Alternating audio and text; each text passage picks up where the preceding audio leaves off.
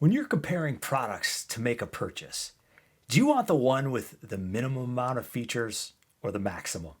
Of course, you want the maximum.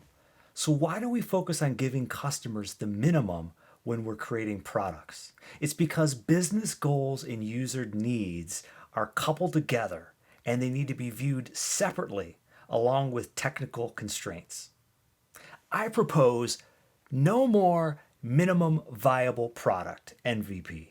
We embrace market ready products, MRP, because it infuses user research into the design process, creating a competitive, productive, and pleasant product experience.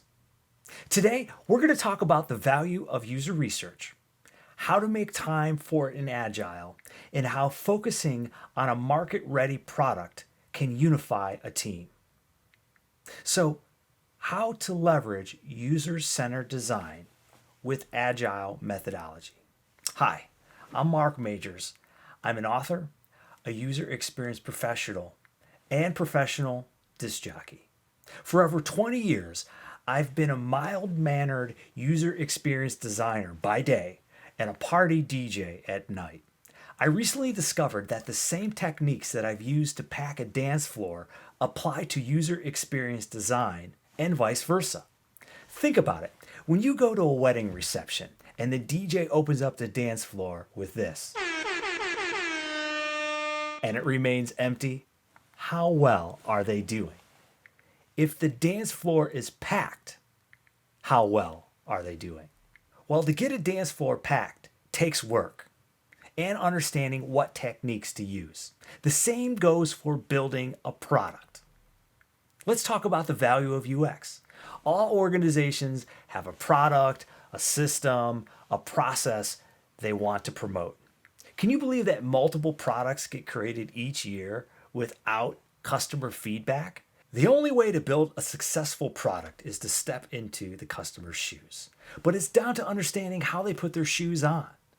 The only way to do this is to constantly plan time for user research to figure out their needs. This will take effort, but it will lead to countless improvements that are constantly being made around the user's needs to make it more productive and pleasant. Think of your app like a dance floor. You don't want people to leave. You need people to stay out there. You need to stay as competitive as possible. That's why we're now in an economy of experience, coined by Joseph Pine. In the beginning, economies were based on extracting commodities out of the ground. Then it moved to making goods, taking the items to make a product like a car. Then everyone had similar cars. Service then became the top differentiator. Our service is better than your service. But now, when you go into a dealership, it's all about the experience. Enjoy a spin at our prize wheel. Enjoy our cafe. Check out our kids' play zone. And of course, our top-notch business area. User experience is a constant balance between business goals, technical constraints, and user needs.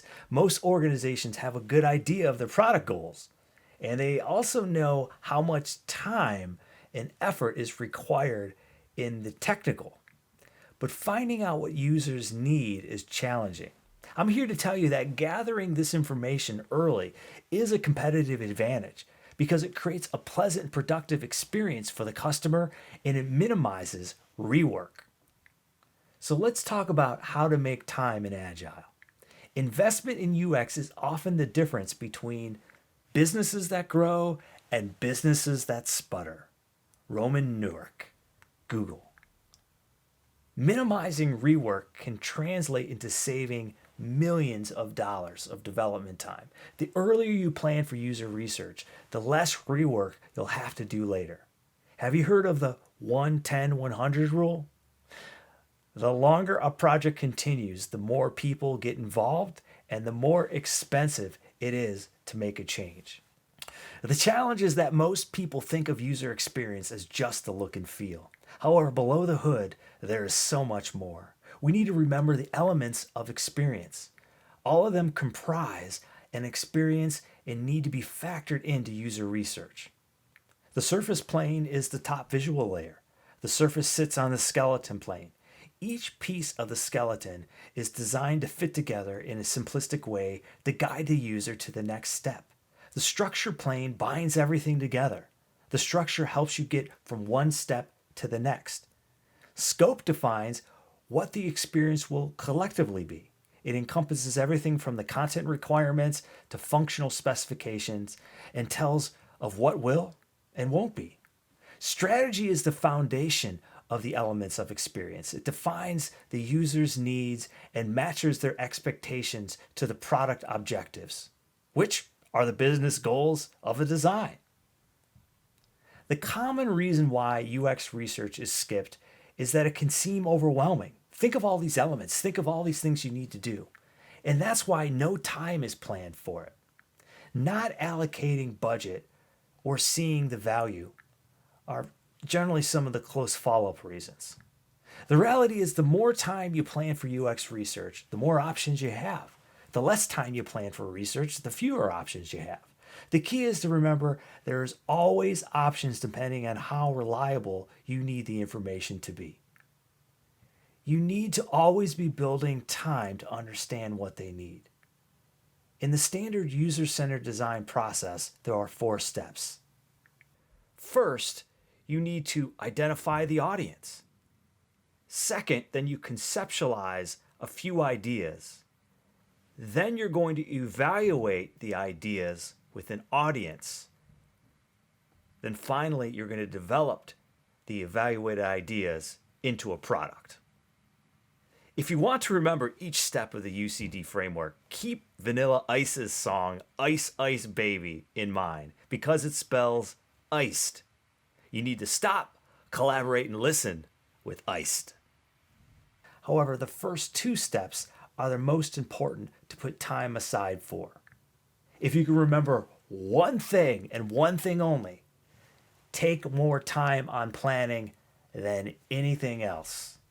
When I'm DJing a wedding reception, gathering information starts by meeting with the couple and asking them about the audience.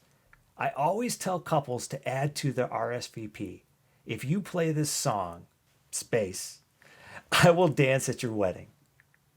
The more research you can get, the better you will be. If you're exploring something that you haven't made yet, you are generating an idea, and there are many options to explore. This is called generative research.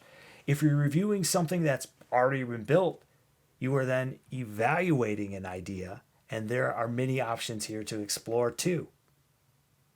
This is evaluative research.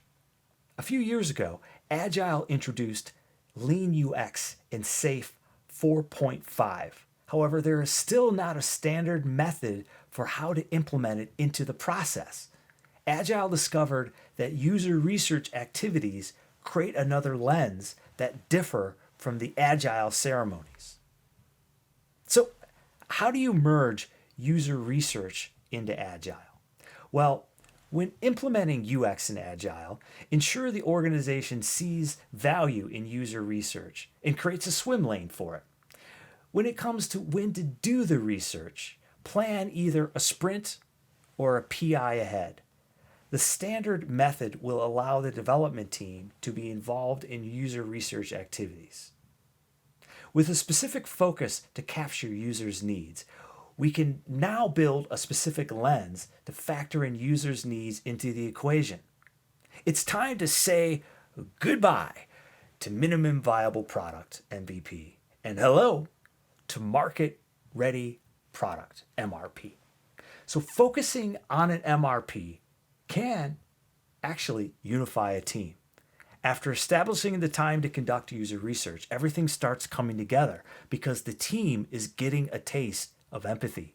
Stakeholders start seeing a user's pain points and their struggles, and it can shift focus in features that can make an impact.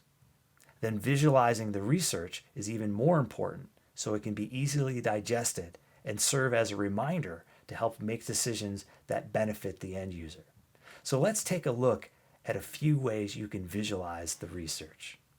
When DJing a wedding reception, Creating personas helps understand the goals and needs of an audience.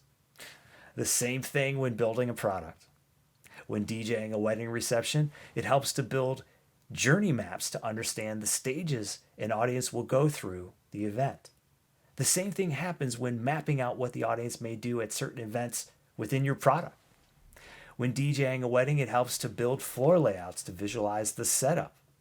When building a product, it helps to do the same thing and visualize the design with a wireframe to visualize the setup. At a wedding reception, it's important to determine how the couple and family will enter the room with a user flow. I'll create the same thing when designing a product to map out what paths they will take to make certain decision points. At a wedding reception, it's important to document specifics about the venue in a review, notating, where you load in, where the plugs are, specific things. So you review the venue. The same thing is important after a usability test to create a usability report to document discoveries to provide information to help make improvements. But at a wedding reception, the request list is the most important visualization of research because it identifies specific events that will shape the experience. It's a balance of the couple's goals, audience needs, technical constraints of the event. When creating a product, the MRP calculator has the same importance because it identifies specific features that will shape the experience. The MRP calculator is a spreadsheet that lists features and ranks them based on the user's needs, business value, and technical simplicity. It's a tool to help you rank them looking through the user's eyes. Rank each column from the lowest value 1 to the highest value 5.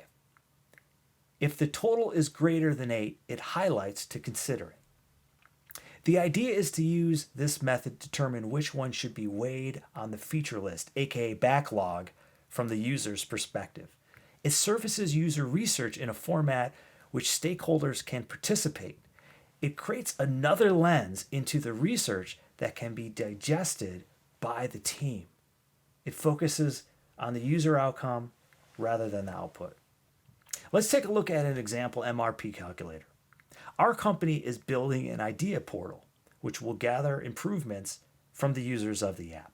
The portal will accept ideas from customers, but it will send them to administrators for approval.